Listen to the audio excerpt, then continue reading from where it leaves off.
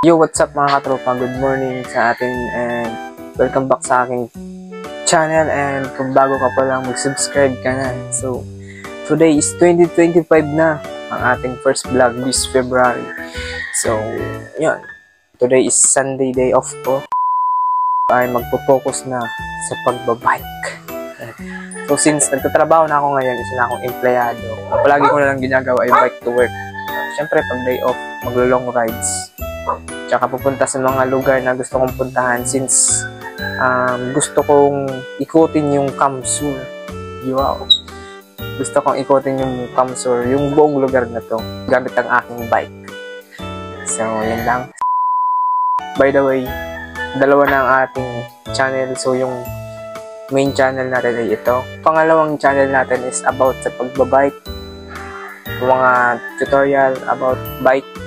So, sa long rides ko, sa short rides, basta sa mga bike content, doon ko siya i-upload. And ito naman ay para sa vlogging and update. So yun o, parang blooming tayo ngayon assuming lang. Yun o, maraming mga sira na dito sa kwarto. Kailangan natin yan paayos. And yung slab dahil sa bagyo. Yan, dahil sa bagyo. Papaayos natin yan soon, kaya nag-iipon tayo. So ngayon may pinag-iipunan din tayo at bala ko mag build bike pag natapos ko na yung i-upgrade yung pang trabaho na bike. Bala ko mag build bike. So tingnan nyo na lang, sundan nyo yung mga upload ko. Joke lang.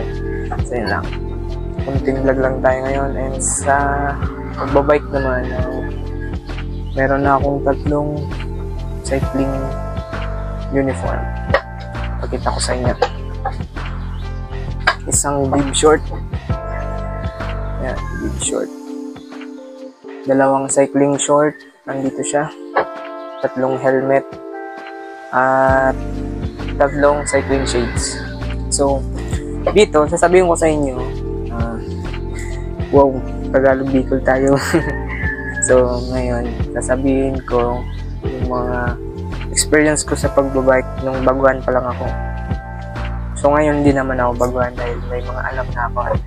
Nagme-mekaniko na rin ako ng bike. So, syempre, yung tips na natutunan ko is kapag bumili ka ng budget bike, syempre, uunahin mo yung mga tools saka yung safety. Siyempre, inuna ko noon ay yung helmet, saka yung mga cycling uniform. Yung inuna ko, saka tools. Pagkatapos, upgrade ako ng mga pyesa na low quality. So, siyempre, budget bike yun. Siyempre, low quality din yung pyesa noon. So, yun lang. So, ito na yung bagong journey sa aking buhay. This 2025, ang content natin ay more on bike to work and bike content. Yun lang.